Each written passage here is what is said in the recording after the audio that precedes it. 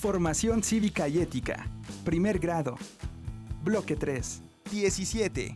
Preparándonos para una sociedad democrática. El significado de ser ciudadano.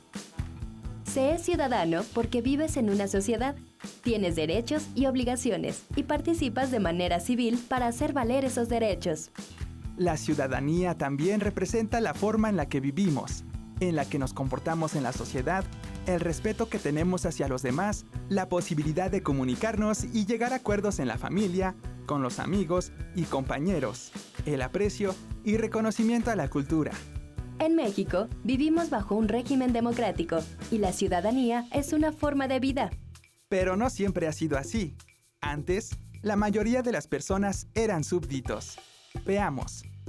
Los súbditos pertenecen a un tipo de gobierno monárquico. Los soberanos detentaban el poder y ellos eran responsables de sus propias acciones ante Dios, no ante el pueblo.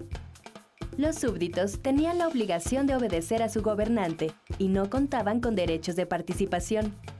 Con el paso del tiempo, surgen descontentos por el poder absoluto de los reyes y se sostiene que cuando el soberano viola la ley natural, que considera que las personas tienen derechos inherentes al ser humano, surgen en los súbditos el derecho de resistencia, es decir, de desobediencia ante los abusos del soberano. Entonces, la ley natural, que al principio tenía por destinatario solo a los soberanos, después se dirige también a los súbditos, a los que se les atribuyen derechos. Con la Revolución Francesa, se consolida la idea de que la población no es súbdita de los gobernantes, que los gobernantes están para servir a la población. Ahí surgen las primeras formas de democracia. La democracia ha pasado por diferentes modelos como la democracia directa, en donde todos los hombres libres decidían colectivamente las leyes que debían seguirse.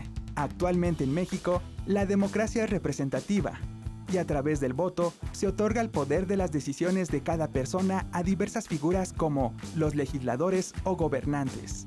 El principio de la democracia son los derechos humanos de las personas, que son garantizados por el Estado de Derecho y tiene la democracia como forma de gobierno. La ciudadanía no se da solo por vivir en un país democrático y haber cumplido la mayoría de edad que estipula la Constitución, sino por el reconocimiento al ciudadano como sujeto de derechos en la participación política. El ejercicio de la ciudadanía, desde su práctica diaria, se basa en 5 dimensiones y no se puede reconocer una sin la otra. Estas dimensiones son parte de las constituciones y de los pactos internacionales de derechos humanos. La primera es la dimensión civil de la ciudadanía, que se centra en la persona como individuo autónomo y donde el Estado debe respetar la libertad del ciudadano. Tiene 2 ejes, la igualdad y la libertad. La igualdad de derechos de todas las personas. Y la libertad, que implica hacer lo que no está prohibido por las leyes y que no daña a los demás, como la libertad de pensamiento, de religión y de reunión.